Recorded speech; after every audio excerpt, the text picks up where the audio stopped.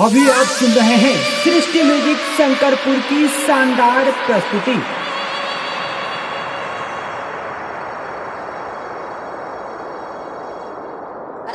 अगर माँ को लाल चुनर सोचती है, उन्हें पसंद है, तो हम बच्चों को भी पसंद होगी। क्यों? लाल रंग पसंद है ना? और ये सभी को पता है कि हमारी माँ को भी बहुत पसंद है। इसलिए आइए जरा दोनों हाथ खोल के झूमते हुए कहेंगे क्या?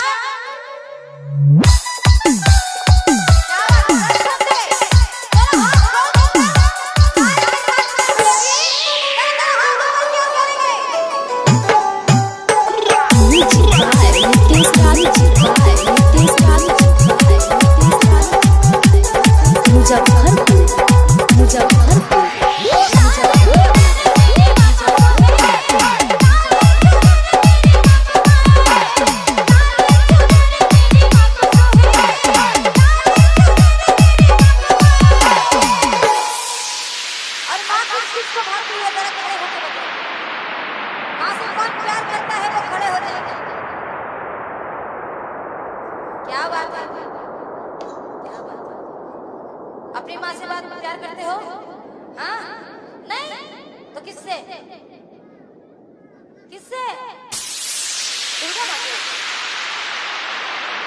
ये माँ वो माँ की, बोली सच्ची दरबार की। आइए हमारे छोटे छोटे भाई ने कहा कि दुर्गा माँ से।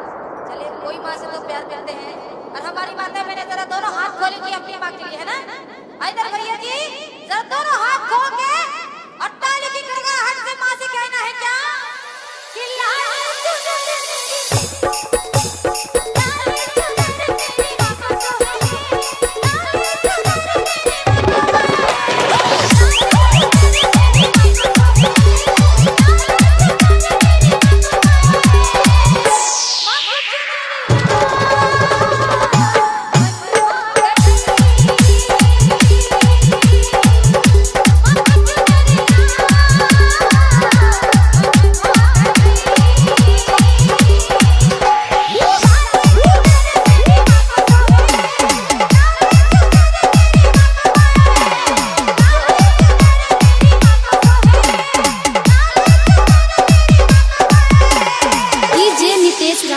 डीजे नितेश राज डीजे नितेश राज डीजे नितेश क्या है?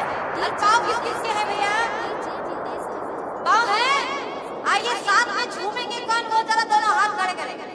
झूमने वाले यहाँ भक्त कौन कौन है? वो हाथ ऊपर, और झूमते हुए भी साथ साथ देंगे इस भजन में और कहेंगे क्या कि लाल चुनर मेरी माता को है।